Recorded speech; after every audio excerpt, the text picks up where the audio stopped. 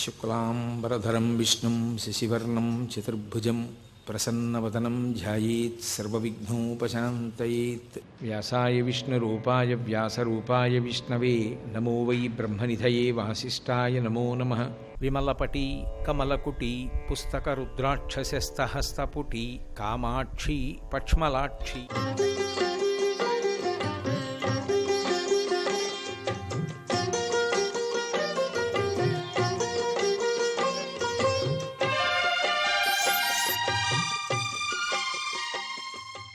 మనకి దేవి భాగవతంలో వ్యాస భగవానుడు ఒక మాట అంటాడు. కాళూహి బలవాన్ కర్త సతతం సుఖదుఃఖయో నరాణాం పరతంత్రాణం పుణ్యపాపానుయోగత అంటాడు. కాళూహి బలవాన్ కర్త, కాలము పరమ బలవత్తరమైనటువంటి స్వరూపం. అది ఎవ్వరి కొరకు ఆగదు. ఆ కాలము ప్రవాహము కింద నడిచి వెళ్ళిపోతుంది. కాలప్రవాహమునకు వెనక్కి తిరిగి రావడం అనేటటువంటిది ఉండదు. ఒకసారి కాలము కానీ వెళ్ళిపోయిందా, ఇక వెళ్ళిపోయినటువంటి కాలము మళ్ళీ తిరిగి వెనక్కి వచ్చుట అన్నమాట ఉండదు. అందుకే ప్రత్యాయాంతి గతాః పునర్న దివసాః కాలో జగద్భక్షకః లక్ష్మీస్తోయతరంగభంగచపలా విద్యుచ్చలం జీవితం తస్మాన్ మాం శరణాగతిం కరుణయా త్వం రక్ష రక్షాధునా అంటారు శంకర భగవత్పాదులు. సూర్యోదయ సూర్యాస్తమయముల యందు పరమేశ్వరుడు ఆయుర్దాయాన్ని గ్రసించేస్తూ ఉంటాడు. ఆ కాలమునందే మనం చేసినటువంటి పాపపుణ్యములకు ఫలితాన్ని పరమేశ్వరుడు ఇస్తాడు. ఇవాళ మన జీవుడికి జ్ఞాపకం ఉండకపోవచ్చు చేసినటువంటి పాపమేమి చేసిన పుణ్యమేమి అన్నది.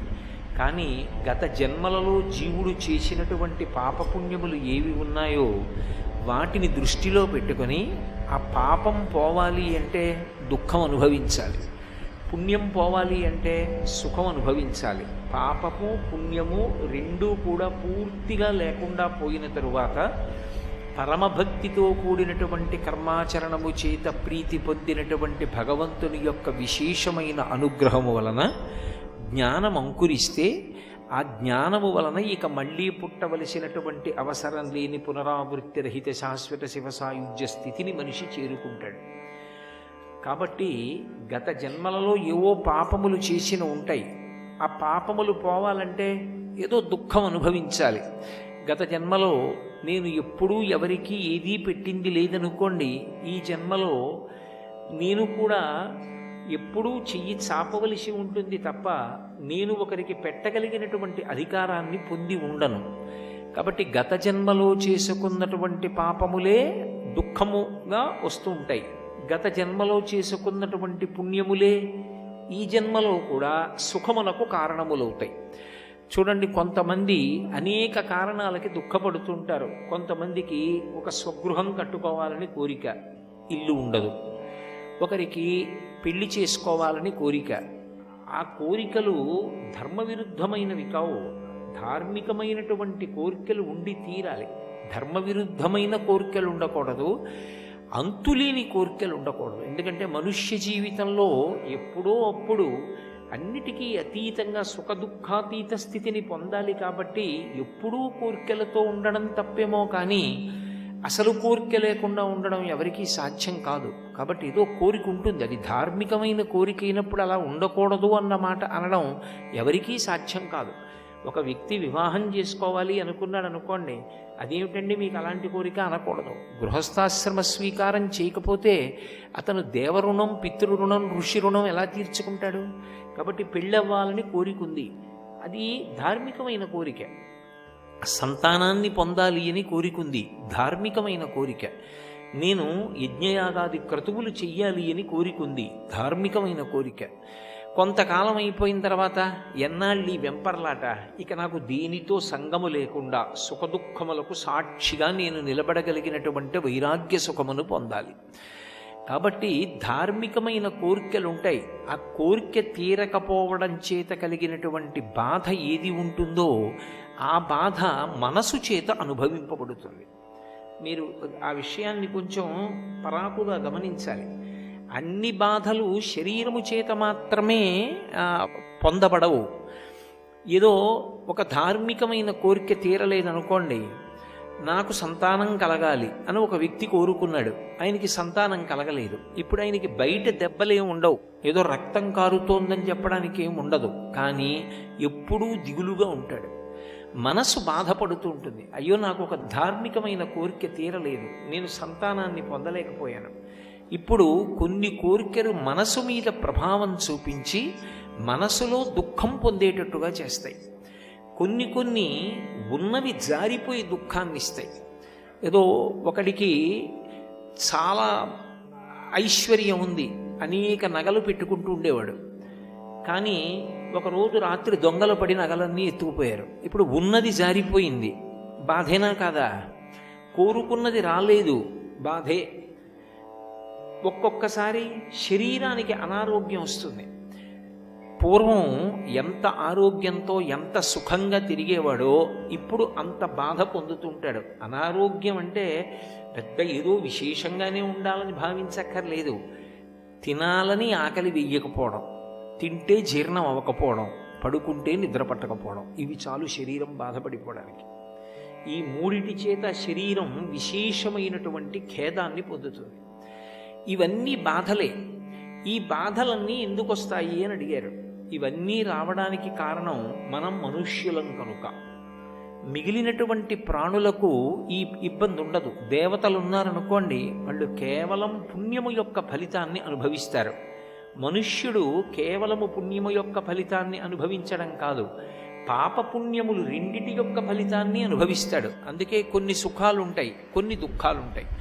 సుఖాలు అనుభవించాలి, దుఃఖాలు అనుభవించాలి. కేవలం సుఖములు అనుభవించడము ఉండదు, కేవలం దుఃఖం అనుభవించడము ఉండదు. ఏదో ఒక సుఖం ఉంటుంది, ఒక దుఃఖం ఉంటుంది, రెండిటినీ కలిపి అనుభవిస్తూ ఉంటాడు. ఇందులో వచ్చేటటువంటి సమస్య ఏమిటంటే, ఎవరూ కూడా దుఃఖం ఉండాలని కోరుకోరు. నేను దుఃఖంగా ఉందాం అని ఎవరైనా అడుగుతారా? ఎవరు అడగరు.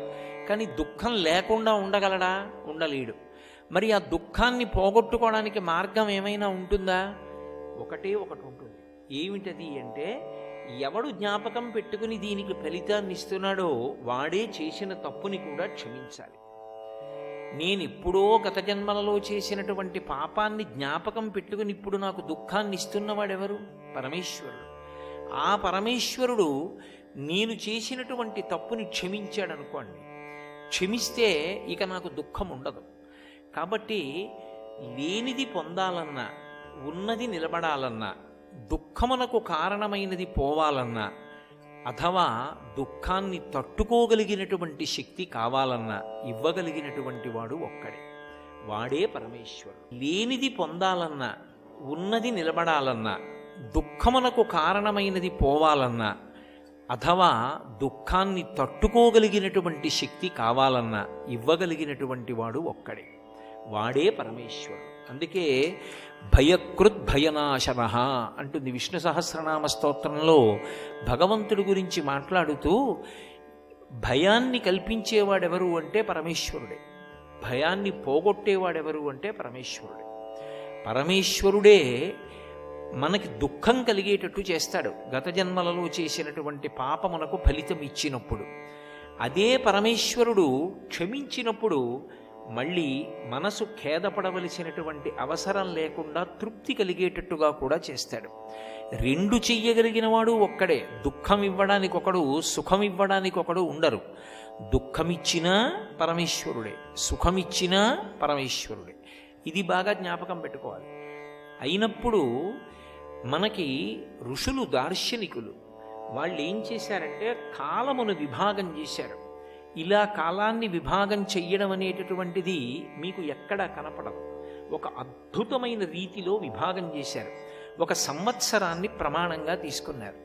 తీసుకుని ఉత్తరాయణము, దక్షిణాయనము అని 2 6 నెలలుగా విభాగం చేశారు. ఇందులో దక్షిణాయనమంతా ఉపాసన కాలం. ఉపాసన అంటే ఆసన అంటే కూర్చొనుట, ఉప అంటే దగ్గరగా, భగవంతుడి గురించి ఎక్కువగా ఆలోచించి పుణ్యకర్మలు చెయ్యడానికి యోగ్యమైనటువంటి కాలమేదో దానికి దక్షిణాయనమని పిలుస్తారు. దక్షిణాయనము, ఉత్తరాయణము. దక్షిణాయనమంతా దేవతలకి రాత్రి, ఉత్తరాయణమంతా దేవతలకి పగలు. దేవతల దృష్టిలో మనకొక సంవత్సరం అయితే వాళ్ళకొక రోజు అవుతుంది. అందుకని ముందు ఒక సంవత్సరాన్ని ప్రమాణంగా తీసుకుంటారు. సంవత్సరం ఉత్తరాయణం దక్షిణాయనంగా విడిపోతుంది. మళ్ళీ ఈ దక్షిణాయనం ఉత్తరాయణం 12 నెలలుగా విడుతుంది. మళ్ళీ నెల ఒక ప్రమాణం. మళ్ళీ ఆ నెల శుక్లపక్షం కృష్ణపక్షంగా విడిపోతుంది. మళ్ళీ శుక్లపక్ష కృష్ణపక్షాల్లో ఒక రోజు ఒక తిథితో ఉంటుంది. మళ్ళీ ఆ రోజు రాత్రి పగలు అని 2గా విభాగం చెందుతుంది. మళ్ళీ ఈ రాత్రి పగలులో పగటిపూట, రాత్రిపూట నిద్రైపోతాం కాబట్టి పగటిపూట చేసేటటువంటి ఉపాసన తెల్లవారుజాము, మధ్యాహ్న కాలము, సాయంకాలము, ప్రదోష వేళ వరకు. ఇక చీకటి పడిపోయిన తరువాత భోగకాలం కాబట్టి చీకటి పడిపోయిన తర్వాత ఉపాసన ఉండదు. ఎక్కడో విశేషమైనటువంటి ఉపాసనలు ఉంటాయి. శివోపాసన యందు అర్ధరాత్రి కూడా అభిషేకం ఉంది. అలాగే నరసింహస్వామి వారి యొక్క ఉపాసన యందు అర్ధరాత్రి కూడా ఆయన్ని పూజ చేసేటటువంటి విశేషం ఉంది. తప్ప సామాన్యంగా ఇక చీకటి పడిపోయిన తర్వాత ఉపాసన ఉండదు. కాబట్టి మళ్ళీ రోజుని దృష్టిలో పెట్టుకున్నప్పుడు ప్రాతకాలము, మధ్యాహ్నము, సాయంకాలము అని ఉపాసన విడిపోతుంది. ఇందులో దక్షిణాయనం అంతా కూడా ఉపాసనా కాలం. ఇది భగవంతుడు మనసుని చూస్తూ ఉండేటటువంటి కాలం. అందుకే దక్షిణాయనం ప్రారంభమైంది అంటే శ్రీ మహావిష్ణువు నిద్రపోతారు. శ్రీ మహావిష్ణువు స్థితికారుడు. ఆయన స్థితికారుడు అన్న మాటకు అర్థం ఏమిటంటే ఎవరు ఏం చేస్తున్నారు అన్నదాన్ని ఆయన గమనిస్తూ ఉంటాడు. ఆయన గమనించడం అంటే మీరు ఒకటి గుర్తుపెట్టుకోవాలి, బయట చూపు చూడడు. వీడు ఎన్ని పువ్వులు తెచ్చాడు, వీడు ఎన్ని తులసి దళాలు తెచ్చాడు, వీడు ఎన్ని కొబ్బరికాయలు కొడుతున్నాడు, వాటితో ఆయనకి సంబంధం ఉండదు. వీడి మనసు ఎలా ఉన్నది అన్నది ఆయన చూస్తూ ఉంటాడు. మనసు భక్తితో ఉన్నదా, లోపల ఉన్న మనసుని చూడడానికి లోపలి నేత్రాన్ని తెరుస్తాడు. అందుకే బయట నేత్రాలు మూసుకుంటాడు. అందుకే ఆ నిద్ర తామసిక నిద్ర కాదు. మనందరం నిద్రపోయినట్టుగా అలిసిపోయి నిద్రపోడు. ఆయనకు అలసట ఉండదు. నిద్రాముద్రాం నిఖిల జగతి రక్షణే జాగరూకం అంటారు. దక్షిణాయనం ప్రారంభమైంది అంటే తొలి ఏకాదశి అంటారు. తొలి ఏకాదశి నాడు విష్ణువు శయనంలోకి వెడతారు, నిద్రలోకి. అంటే ఆయన తామసికంగా నిద్రపోతారని కాదు దాని అర్థం. ఈ పైకందులు మూసుకుని మనోనేత్రం తెరుస్తారు. తెరిచి ఎవడి మనసు ఎంత భక్తితో ఉంది అన్నదాన్ని చూస్తూ ఉంటారు. అందుకే దక్షిణాయనంలో మనసు ఎంత భక్తితో ఉందో, మనం ఎన్ని పుణ్యకర్మలు చేశామో అవన్నీ కూడా విశేషమైనటువంటి ఫలితాన్ని ఇస్తాయి.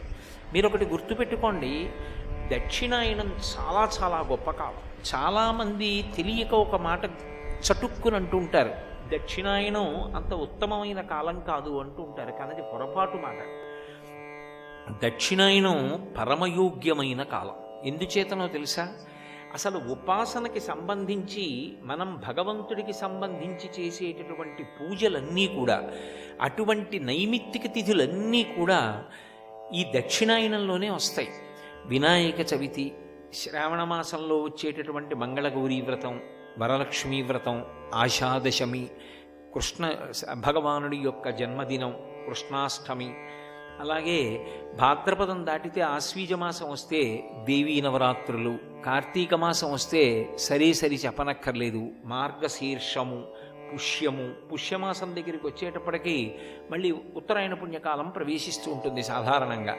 కాబట్టి దక్షిణాయన పుణ్యకాలం అంతా విశేషమైనటువంటి తిథులు వస్తాయి. అవి ఈశ్వరారాధనకి సంబంధించినటువంటి కాలం. ఆ కాలమునందు చేసినటువంటి ఉపాసన వలన భగవంతుని యొక్క అనుగ్రహము పరిపుష్టమయ్యేటటువంటి కాలం. మీకు నేను ఒక ఉదాహరణ చెప్పాలి అంటే, భోజనం చేయడానికి ఒక కాలం ఉంటుంది, అపరాహ్నము అని. మధ్యాహ్న కాలంలో భోజనం చేస్తాం. మధ్యాహ్నం చేసినటువంటి భోజనం మరునాటి వరకు శక్తినిస్తుంది. అలాగే దక్షిణాయనంలో చేసినటువంటి ఉపాసన కొన్ని కోట్ల జన్మలుగా జీవుడు తెచ్చుకున్నటువంటి అనేకమైన క్లేశములను తొలగించి అతనికి భద్రతని చేకూరుస్తుంది, మంచి పుణ్యాన్ని కట్టబెడుతుంది, భగవన్మార్గంలో నడిపిస్తుంది. అందుకే దక్షిణాయనం అత్యంత ప్రధానమైన కాలం. దక్షిణాయనంలో చేసినటువంటి ఉపాసన కొన్ని కోట్ల జన్మలుగా జీవుడు తెచ్చుకున్నటువంటి అనేకమైన క్లేశములను తొలగించి అతనికి భద్రతని చేకూరుస్తుంది, మంచి పుణ్యాన్ని కట్టబెడుతుంది, భగవన్మార్గంలో నడిపిస్తుంది. అందుకే దక్షిణాయనం అత్యంత ప్రధానమైన కాలం. మీకు బాగా అర్థమయ్యేలా చెప్పాలి అంటే నేను ఒక ఉదాహరణ చెప్తాను, మీరు పట్టుకుంటారు. ఒక పిల్లవాడు ఒక పరీక్షకి వెళ్ళి ఎలా అయినా అందులో ఉత్తీర్ణుడు కావాలి అని సంకల్పం పెట్టుకున్నాడు. 60 నిమిషాల్లో 200 ప్రశ్నలకు అతను జవాబులు రాయాలి. అతను రోజు ఏం చేస్తాడంటే గడియారం పెట్టుకుని 60 నిమిషాలలో నేను 200 ప్రశ్నలకి జవాబులు రాయడం అలవాటు కావాలి, మాదిరి ప్రశ్నాపత్రాలు తీసుకుని జవాబులు రాయడం మొదలు పెడతాడు. మొట్టమొదట 60 నిమిషాల్లో 50 ప్రశ్నలే రాస్తాడు. కానీ రోజు సాధన చెయ్యగా చెయ్యగా చెయ్యగా చెయ్యగా ఇక వారం రోజుల్లో పరీక్ష ఉంది అనేటప్పటికీ 50 నిమిషాల్లో 200 ప్రశ్నలు పూర్తయిపోతాయి. ఆ స్థాయికి వచ్చేసాడు. ఇప్పుడు అతను ఎంత గొప్ప ప్రశ్నపత్రం తెచ్చి అక్కడ పెట్టండి, గంట తనకు అక్కర్లేదు, 50 నిమిషాల్లో 200 ప్రశ్నలు పూర్తి చేస్తాడు. అతను ఇంట్లో 50 నిమిషాల్లో 200 ప్రశ్నలు పూర్తి చేయడం చేత అతనికి ఒక గొప్ప కళాశాలలో చదువుకోవడానికి అవకాశం ఇస్తారా? అతను పరీక్షకి వెళ్ళినప్పుడు 50 నిమిషాల్లో 200 ప్రశ్నలకి సక్రమమైన జవాబులు వ్రాస్తే మంచి కళాశాలలో చదువుకోవడానికి అవకాశం ఇస్తారా? పరీక్షలో వ్రాస్తేనే. తీరా పరీక్ష దగ్గరికి వెళ్ళి అతను పరీక్ష వ్రాయడం మొదలుపెట్టారు. అతనికి ప్రశ్నపత్రం ఇచ్చారు. ప్రశ్నాపత్రం విప్పి వ్రాయడం మొదలుపెట్టాడు.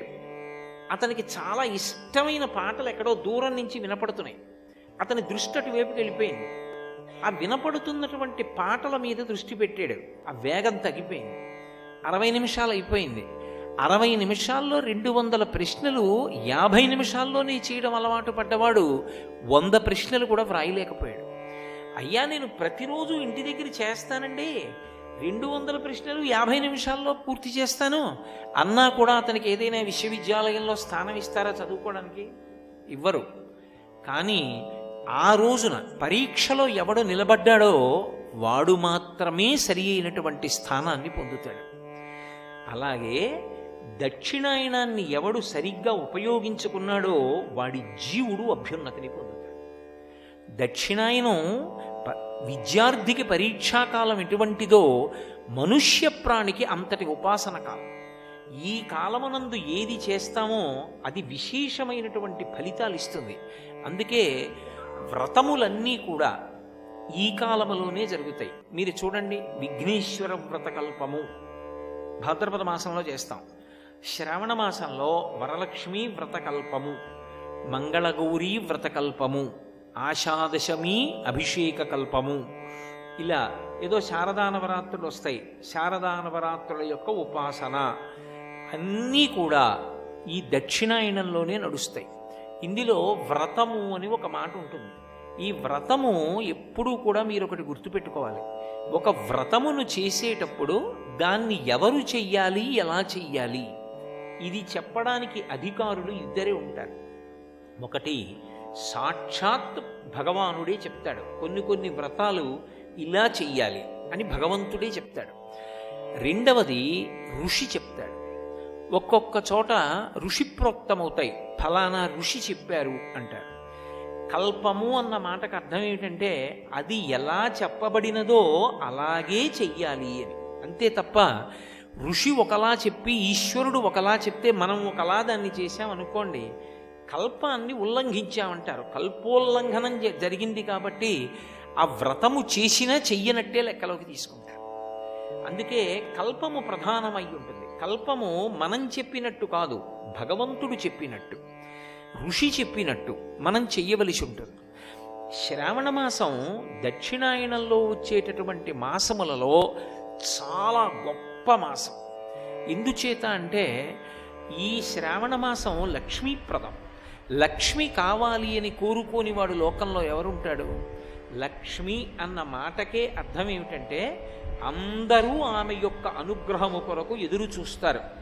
ఏ తల్లి అనుగ్రహము కొరకు లోకములో ఉన్న సమస్త ప్రాణులు ఎదురు చూస్తాయో, ఏ తల్లి యొక్క అపాంగ వీక్షణము అంటే ఇలా తిన్నగా కూడా ఆవిడ చూడక్కర్లేదు, ఇలా కడగంటి చూపు చూస్తే చాలు. యద్భ్రూభంగాః ప్రమాణం స్థిరచరరచనా తారతమ్యే మురారే వేదాంతాః తత్వచింతాం మురభిదురసి యత్పాదచిహ్నైత్తరంతి భోగోపోద్ఘాతకైళీచులికిత భగవత్వైశ్వరూప్యానుభావ సానశ్రీ అస్మృణీతాం అమృతలహరిధీలంఘనీయై అపాంగై అంటారు పరాశర భట్టర్లు. అపాంగై, అమ్మవారు ఇలా చూస్తుందిట, కడగంటి చూపు అంతే. ఆ ఒక్క చూపు చేత ఒకడు మహదైశ్వర్యవంతుడవుతాడు. అమ్మవారికి యశస్విని అని ఒక పేరు లక్ష్మీదేవికి. యశస్విని లలిత కవనివ్వండి, పార్వతి కవనివ్వండి, లక్ష్మి కవనివ్వండి, సరస్వతి కవనివ్వండి, ఆ పేరు ఉంటుంది తప్పకుండా. యశస్విని అంటే కీర్తినిచ్చున్నది అని. కీర్తి మనిషి జీవితంలో సంపాదించి తీరవలసినటువంటి విషయం. అందుకే భూపసభాంతరాళవన పుష్కళవాక్చతురత్వమాజి బాహాపటుశక్తియున్ యశమునందనురక్తియు ప్రకృతి సిద్ధగుణంబులు సజ్జనాళికిన్ అంటాడు భర్తృహరి. మంచి కీర్తితో నేను ఉండాలి అన్నది సద్బుద్ధి కలిగినటువంటి ఎవరికైనా ఆశయంగా ఉంటుంది. అటువంటి కీర్తినివ్వగలిగినది ఎవరు అంటే అమ్మవారు. అటువంటి లక్ష్మీదేవి యొక్క కటాక్షాన్ని పొందడానికి అన్ని విధములా యోగ్యమైనటువంటి కాలం ఏది అంటే శ్రావణ మాసమే. సర్వం శ్రీ ఉమామహేశ్వర పరబ్రహ్మార్పణమస్తు. స్వస్తి.